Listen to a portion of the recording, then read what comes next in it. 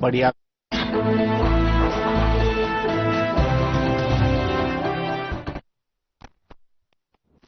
नमस्कार, बहुत स्वागत है आप सभी का। मैं हूं आपके साथ ज्योति यादव। केंद्रीय मंत्री मनोहर लाल ने नीली खोड़ी में पुरानी प्रेस का दौरा किया है। उन्होंने एसडीएम को आदेश दिया है कि पुरानी प्रेस की जगह का ब्यौरा किया जाए और हरियाणा सरकार को रिपोर्ट इसकी भेजे ताकि यहां पर कुछ बन सके और जिससे इस जगह का भी इस्तेमाल किया जा सके।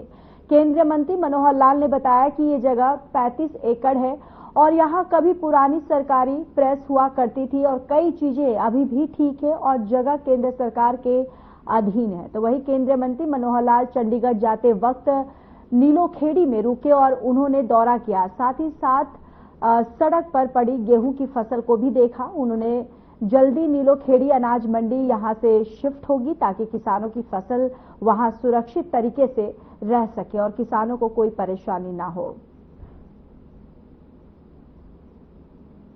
तो नीलोखेड़ी दौरे पर केंद्रीय मंत्री मनोहर लाल पहुंचे, जहां पर उन्होंने पुरानी प्रेस का यहां पर दौरा किया है।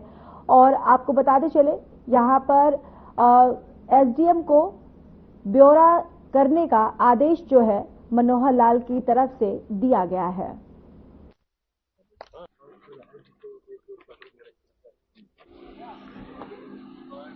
वर्षों पहले ये जो जगह है 35 एकड़ नीलोखेड़ी में, यहाँ एक गवर्नमेंट प्रेस चलती थी, लेकिन किन्हीं भी कारणों से उसकी जानकारी में तो मैं नहीं गया, लेकिन गवर्नमेंट प्रेस बंद हो चुकी है और यहाँ जो बचे हुए जो मकान हैं, बिल्डिंग्स हैं, वो सारी आज भी अच्छी कंडीशन में यहाँ हैं। अब ये चूंकि संयोग से गवर्नमेंट प्रेस की बिल्डिंग सारी वो केंद्र सरकार में अर्बन डेवलपमेंट के डिपार्टमेंट के अंतर्गत आती है, साथ मैं उसकी देखरेख कर रहा हूँ। पीछे रिव्यू किया था वहां पर, तब हमको जानकारी मिली थी। तो अब एक प्रस्ताव हम प्रदेश सरकार के सामने रखेंगे कि वो इसको योग्य कीमत के ऊपर किसी भी डिपार्टमेंट में ट्रांसफर करेंगे और वो डिपार्टमेंट फिर इसको उचित इसका उपयोग कैसे हो सकता है उसकी योजना बनाएगा। लेकिन एक अच्छी जगह है, शहर के बीच में है, और ये अगर निर्णय होता है तो नीलोखेड़ी के लोगों के लिए बहुत बड़ी एक सौगाती है। हरियाणा में जल्द ही 10 मई आईएमटी स्थापित की जाएगी। यहां कहना है कि हरियाणा के मुख्यमंत्री नायब सिंह सैनी का वे आईएमटी मानेसर में उद्योगपति से रूबरू होने पहुंचे थे। उन्होंने कहा कि सरकार ने प्री बजट पर उद्योगपतियों के विचार लिए थे, उन्हें बजट में शामिल किया गया है, जिसको लेकर उद्योगपतियों ने सरकार का धन्यवाद किया। मुख्यमंत्री ने कहा कि हरियाणा में उद्योग लगाने के लिए कई प्रस्ताव आए हैं। हरियाणा सरकार मेक इन इंडिया और आत्मनिर्भर भारत बनाने की पहल कर रही है। इसके लिए जो उद्योग अवैध इलाकों में चल रहे हैं उन्हें अवैध करने का निर्णय लिया गया है। इसके अलावा श्रमिकों के लिए राई, बावल और मानेसर में विशेष व्यवस्था की जा रही है। और इतना ही नहीं, हर उद्योगी क्षेत्र में इंक्यूबेशन सेंटर बनाए जाएंगे जिससे बुनियादी ढांचा मजबूत हो सके। और हरियाणा सरकार ने इस बार बजट में 129% जायदा का प्रावधान किया है।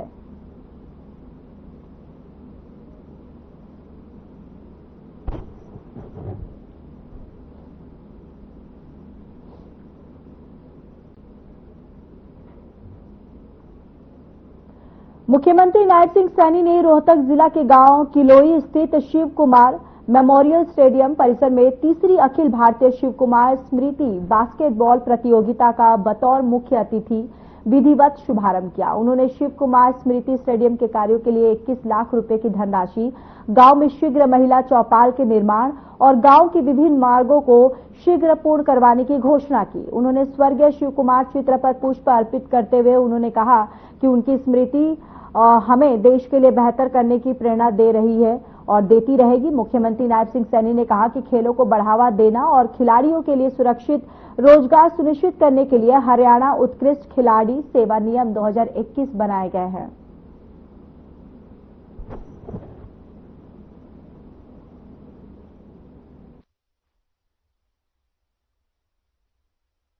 जब विभिन्न राज्यों और संस्कृतियों के खिलाड़ियों एक साथ मैदान में उतरते हैं तो केवल प्रतिस्पर्धा नहीं बल्कि राष्ट्रीय एकता का प्रदर्शन होता है। मैं आयोजकों का दिल से धन्यवाद करता हूं कि उन्होंने टूर्नामेंट को केवल एक खेल आयोजन तक सीमित नहीं रखा बल्कि इसे एक सामाजिक संदेशवाहक कार्यक्रम बनाया है। आज के आयोजन में न केवल खिलाड़ी हिस्सा ले रहे हैं बल्कि स्थानीय जन, सामाजिक कार्यकर्ता, शिक्षाविद और अनेक गणमान्य नागरिक इसमें सहभागी दे रहे हैं। इससे साबित होता है कि खेल समाज को जोड़ने का काम करता है। मैं यहाँ पर आयोजकों से अनुरोध करूंगा कि वे इस टूर्नामेंट में हर वर्ष और भव्यता से इसे आयोजित करें और साथ ही हरियाणा की अन्य जगहों पर भी ऐसे आयोजन हो जिससे गांव और हर युवा को खेलों में भी भागीदारी का अवसर मिले। राज्य सरकार पूर्ण सहयोग करने के लिए, उनको प्रोत्साहित करने के साथ आपके साथ खड़ी है। अंत में मैं स्वर्गीय शिव कुमार जी को श्रद्धांजलि अर्पित करता हूं। उनकी स्मृति हमें प्रेरित करती है कि हम अपने समुदाय के लिए, अपने युवाओं के लिए, अपने देश के लिए कुछ करें, बेहतर करें। यह टूर्नामेंट उनकी उस सोच का प्रतीक है जो खेल के माध्यम से समाज को एकजुट और सशक्त बनाता है। मैं सभी खिलाड़ियों और कोचों और दर्शकों को इस शानदार आयोजन के लिए शुभकामनाएं भी देता हूं। खेल जीतें और सबसे बढ़कर इस पल का आनंद लें। यह एक कोर्ट आपका है, यह मंच आपका है और यह देश आप पर गर्व करता है। मैं सभी खिलाड़ियों को दिल से धन्यवाद करता हूं और आयोजकों को भी मैं बहुत बहुत बधाई देता हूं, शुभकामनाएं देता हूं। चलिए खबरों में आगे बढ़ते हैं। सीएम सैनी ने सिखों के 9वें गुरु तेग बहादुर जी के प्रकाश पर्व पर कुरुक्षेत्र के बीड़ मथाना गांव के ऐतिहासिक गुरुद्वारा साहिब में माथा टेककर प्रदेश के अपने परिवारजनों की सुख समृद्धि और खुशहाली की अरदास की। आपको बताते चलिए कि राष्ट्र और धर्म की रक्षा के लिए समर्पित उनका तपस्वी जीवन समस्त मानवता के लिए प्रकाश पुंज है। इसके साथ ही सीएम सैनी ने श्री गुरु तेग बहादुर द्वारा उद्घाटन करने का सौभाग्य प्राप्त हुआ है।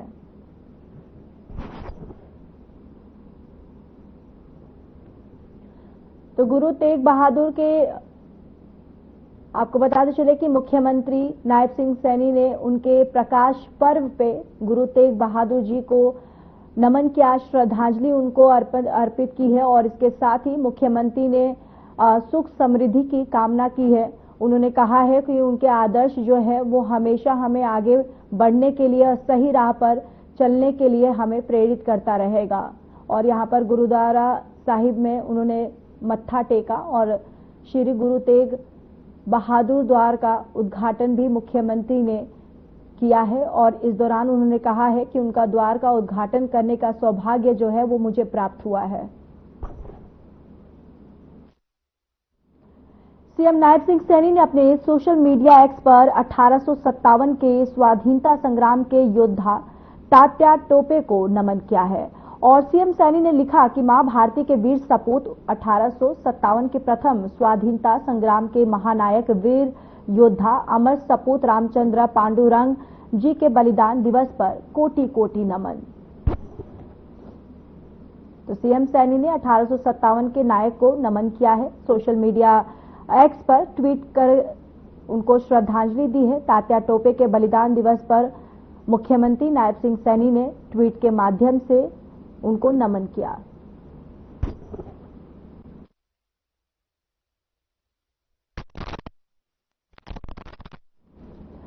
कांग्रेस द्वारा गुरुवार को ईडी कार्यालय के बाहर धरना प्रदर्शन पर सीएम नायब सिंह सैनी ने कहा कि यही काम अरविंद केजरीवाल करते थे और वो भी कहते थे कि मुझे तंग किया जा रहा है और फिर उनको जेल की सलाखों के अंदर डाला गया। साथ ही सीएम सैनी ने वक्फ बोर्ड बिल पर बोलते हुए कहा कि पूरा मुस्लिम समाज इस बिल के समर्थन में है। जिन राजनीतिक दलों की दुकानदारी इसके जरिए चलती है वही इसका विरोध कर रहे हैं।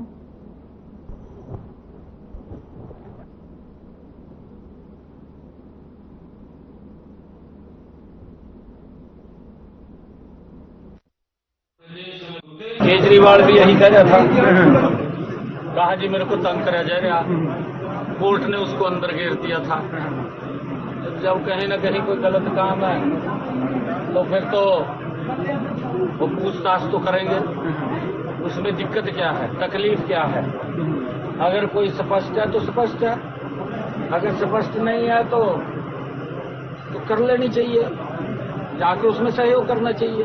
विपक्ष साले तो जमी थोड़ा लगे पड़े यार पता बाद में उनके लिए भी काम कर रहे हैं, विपक्ष के लिए भी, हम सब के लिए काम कर रहे हैं। ये नरेंद्र मोदी जी के नेतृत्व वाली सरकार सबका साथ, सबका विकास, सबका प्रयास और सबके विश्वास पे काम कर रही है। मालूम उनको भी है, विपक्ष के लोग घर में बैठ करके बोलते हैं कि मोदी जी काम तो ठीक कर रहे हैं, कहा फतेहबाद में तो बाहर उनकी मजबूरी है, इन सड़क के ऊपर धरना भी देना पड़ा उन्हें। तो मोदी जी अच्छा काम करा उसके बारे में उन्होंने फिर विरोध तो करना पड़ेगा, भी अच्छे काम का भी विरोध करा, क्या करें। नहीं, पूरा मुस्लिम समाज इस वक्त बिल के समर्थन में है, परंतु जिनकी राजनीतिक दुकानदारी इसके ऊपर चलती थी वो विरोध कर रहे हैं, क्योंकि इसका बड़ा लाभ मुस्लिम समाज को भी है, क्योंकि कांग्रेस ने आनन फानन में वोट को सुरक्षित करने के लिए ये बिल लेकर के आ गए। उन्होंने ये नहीं देखा इसके नुकसान क्या होंगे, इसके नेगेटिव असर क्या होंगे। अब जब इसके नेगेटिव असर थे तो वो सारा का सारा उसको ठीक किया है और बिल आया है, उसका समर्थन कर रहे हैं लोग। आज रोहतक जा रहे हैं सीएम साहब, कोई खास बिल्कुल, वहाँ एक खिलाड़ियों का कार्यक्रम है, उसमें किसान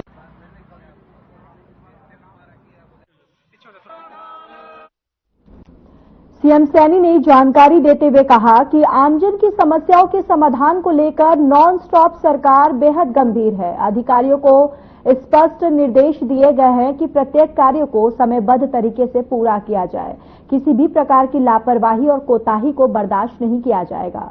संत कबीर कुटीर पहुंच वहां पर अपने परिवारजनों से भेंट कर उनका हालचाल जाना, उनके द्वारा बताए गए विभिन्न विषयों को सुना और निवारण हेतु मौके पर ही अधिकारियों को आवश्यक दिशा निर्देश दिए।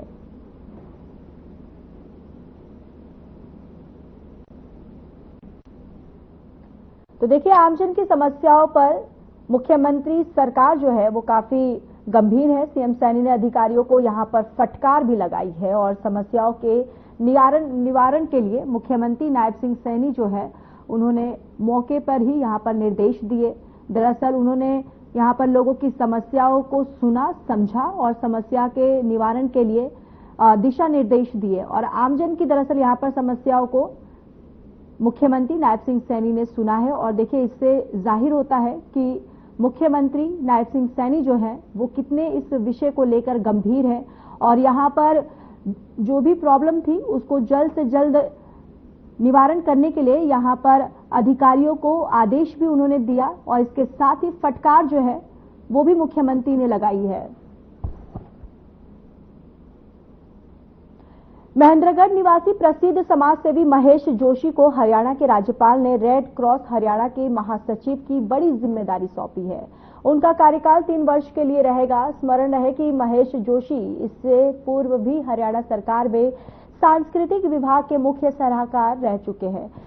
इनकी इस उपलब्धि पर क्षेत्रवासियों को गर्व है। बताते चले कि लगभग 40 साल से राष्ट्रीय स्वयंसेवक संघ से जुड़े महेश जोशी क्षेत्र के प्रमुख और प्रतिष्ठित मुख्य अध्यापक स्वर्गीय हरिप्रकाश जोशी के पुत्र हैं।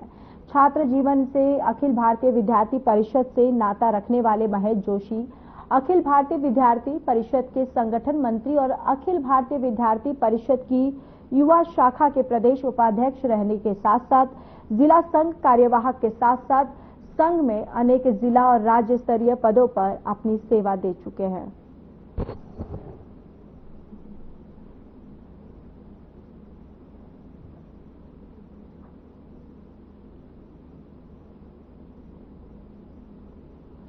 तो वहीं हरियाणा सरकार ने चतुर्थ श्रेणी कर्मचारियों को इंटरनेट फ्री एडवांस दिया है। आपको बताते चले कि गेहूं की खरीद के लिए चतुर्थ श्रेणी कर्मचारियों को 25,000 रुपए मिलेगा। चतुर्थ श्रेणी कर्मचारियों को ये राशि वित्त वर्ष 2025 से 26 के लिए दी गई है।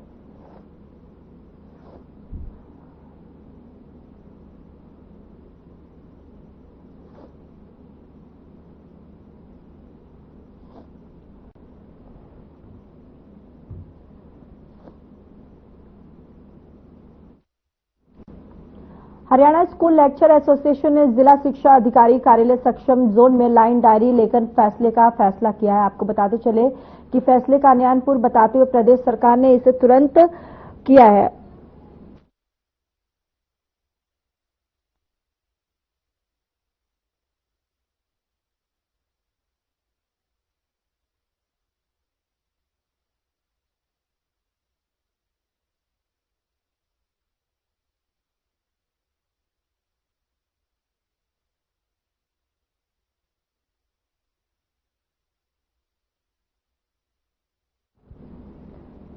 तो देखिए, फैसले को अन्यायपूर्ण बताते हुए प्रदेश सरकार से तुरंत इसे वापस लेने की मांग की गई है। जिला प्रधान विद्यानंद श्योणार की अगुवाई में विरोध जताने के बाद डीओ कार्यालय में पहुंचकर सुप्रीटेंडेंट को ज्ञापन सौंपा गया है। तो देखिए, ऑनलाइन डायरी लेखन का विरोध जो है शिक्षकों ने किया है। यहां पर रोष प्रदर्शन जो है वो शिक्षकों के द्वारा किया गया है। डीओ से सुप्रीटेंडेंट को ज्ञापन जो है उनकी तरफ से दिया गया है।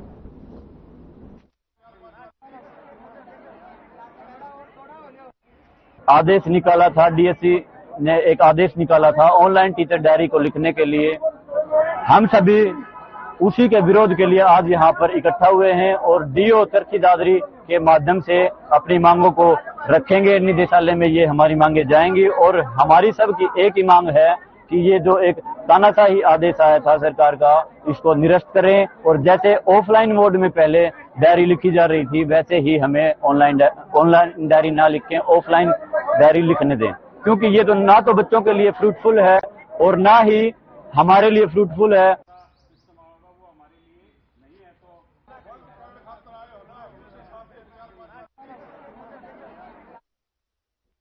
चलिए खबरों में आगे बढ़ते हैं। हरियाणा की सबसे तेज 2 चोटियों पर चढ़ने वाली रीना भट्टी ने मुख्यमंत्री नायब सिंह सैनी को एक लेटर लिखा है। इस लेटर में उन्होंने हरियाणा सरकार से ग्रुप 1 की सरकारी नौकरी की मांग की है। इसके अलावा रीना ने कांग्रेस विधायक विनेश फोगाट की तरह सीएम सैनी से 4 करोड़ रुपए की आर्थिक मदद की भी मांग की है।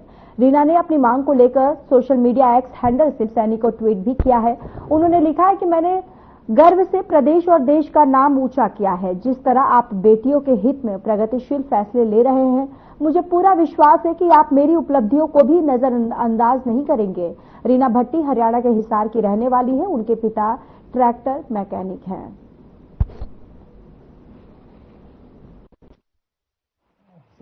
आप सबने मेरा बहुत साथ दिया है। आप बिना आपके सपोर्ट के ये हो ही नहीं पाता। तो thank you so much everyone. अगर किसी का मैं नाम नहीं ले पाई हूँ तो please forgive me and consider in this video in my your blessing. I am blessed. Thank you so much.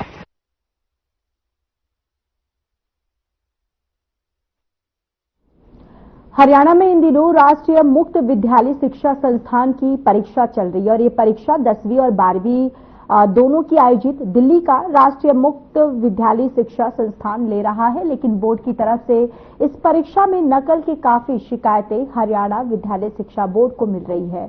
शिक्षा बोर्ड के chairman professor doctor Pawan Sharma ने इस बात की पुष्टि करते हुए कहा है कि शिकायतें मिल रही हैं कि बोर्ड की जूरिडिक्शन में नकल चल रही है और साथ ही ऐसी भी शिकायतें मिल रही हैं कि सेंटर में बच्चे अपनी मर्जी के मुताबिक समय पर आते हैं और ना कि पेपर के समय पर।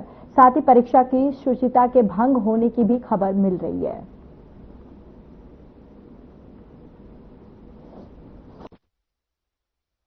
कि एनआईओएस की परीक्षाएं हरियाणा राज्य की जो ज्यूरिडिक्शन में चल रही हैं, इसमें कुछ इस प्रकार की अनियमितताएं सुनने में आई हैं कि परीक्षार्थियों के साथ जो सो कॉल्ड एजेंट या एआई सेंटर के जो मालिक हैं वो काफ़ी ज्यादती कर रहे हैं और इसमें जो परीक्षार्थी हैं उनके साथ काफ़ी परेशानी का उनका सामना करना पड़ रहा है और अन्याय एक तरह से हो रहा है।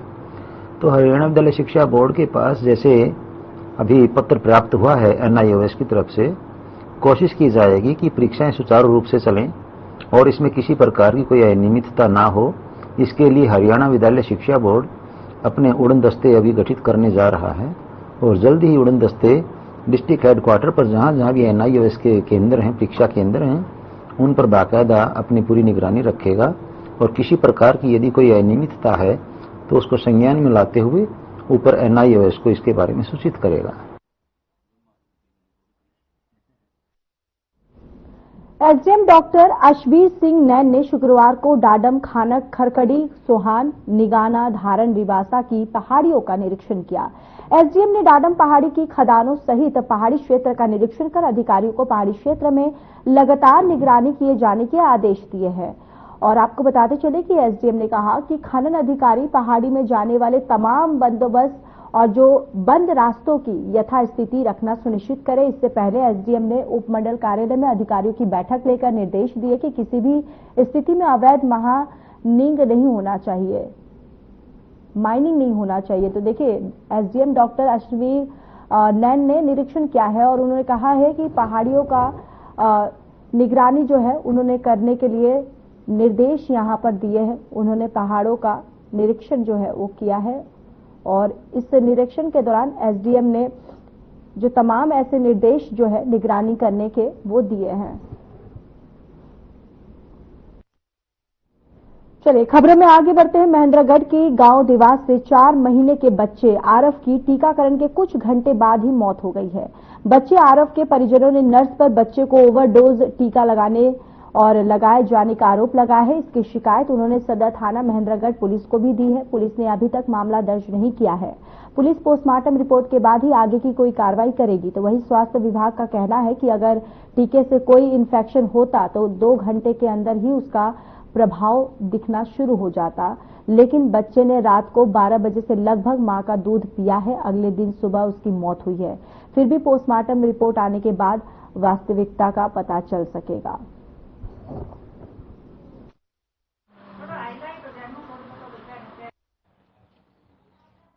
हमारे घर में परसों मेरे चाचा की वो मौत हो गई थी, तो हम रात को उसके पास बैठे रहे। सुबह होने के बाद हम उसकी दाह संस्कार की तैयारियां करी, तो 12-1 बजे हम दाह संस्कार करके घर आए तो मैडम शकुंतला का फोन आया कि बच्चे को इंजेक्शन लगवा के लेके जाओ।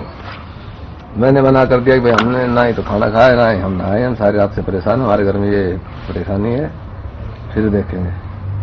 मैं नहा करके और खाना खा के सो गया। उसके बाद फिर से उसने बच्चों को फोन किया, वो बोली कि आज आखिरी टाइम है, ये इंजेक्शन लगवा के जाओ। नहीं, एक्चुअली ये जो इंसिडेंस है ये सब सेंटर देवास के अंदर हुआ है और ये हमारे सीएससी नागल सिरोही के अंदर ही आता है और पीएचसी माटावास के अंदर आता है ये सब सेंटर। इसके अंदर एक बच्चा था आरव सन ऑफ काजल।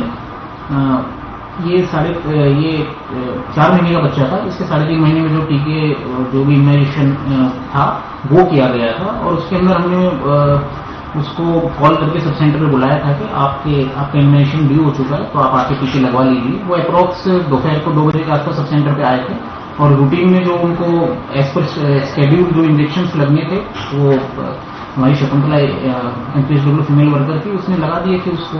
और उसके बाद उसको 10-15 मिनट वहाँ पे मॉनिटर किया था, उसको बिठा कर अच्छी तरह देखा था, बच्चा बिल्कुल ओके था। सेंटर में से कॉल आई थी टीका लगाने ले गई थी मैं। उसके बाद क्या हुआ? तीन इंजेक्शन लगाए उन्होंने 3 बजे। 5 बजे मेरा बच्चा सो गया। 8 बजे एक बार उठा, फिर बाद में इसने कोई एक्टिविटी नहीं की। सुबह उठ कर देखा तो लीला पड़ गया।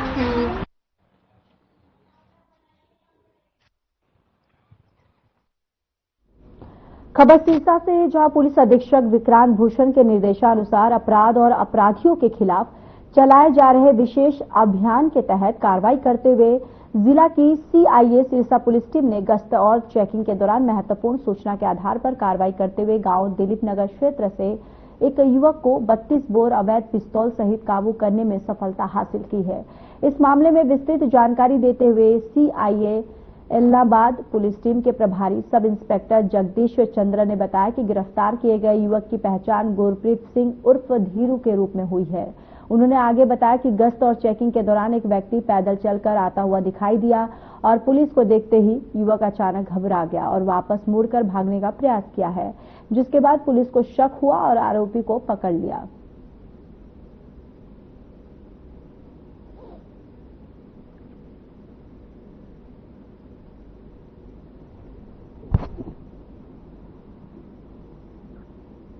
जुलाना कस्बे की नई अनाज मंडी में सीएम फ्लाइंग पहुंची और सीएम फ्लाइंग के पहुंचने से आड़तियों में हड़कंप मच गया। सीएम फ्लाइंग ने 5 आड़तियों की दुकानों पर जाकर कांटा चेक किया, तौल के साथ कांटों को भी चेक किया गया। सीएम फ्लाइंग ने नंबरदार फॉर्म के तोल में 200 ग्राम ज्यादा गेहूं मिला, जिसकी रिपोर्ट बनाकर उच्चतर अधिकारियों को भेजी गई है। तो वहीं मार्केट कमेटी कार्यालय द्वारा आढ़ती को जुर्माना लगाया जाएगा।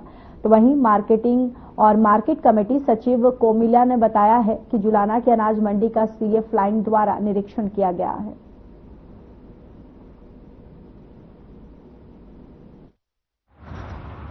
ये सीएम लाइन के द्वारा सभी मंडियों में तोल चेक किए जा रहे हैं। जुलाना मंडी में इनकी ड्यूटी लगाई गई थी। तो 5 फर्म सीएम लाइन के द्वारा सभी स्टाफ की मौजूदगी में 5 फर्मों का तोल चेक किया गया, जिसमें से एक फर्म नंबरदार ट्रेडिंग कंपनी, जिसका किसान तिलक राज उत्तम चंद था, उसके तोल में, उसके कट्टे में 200 ग्राम का फर्क की ज्यादा भराई की गई थी, जिसके लिए हमने नियमानुसार कार्रवाई कर दी है।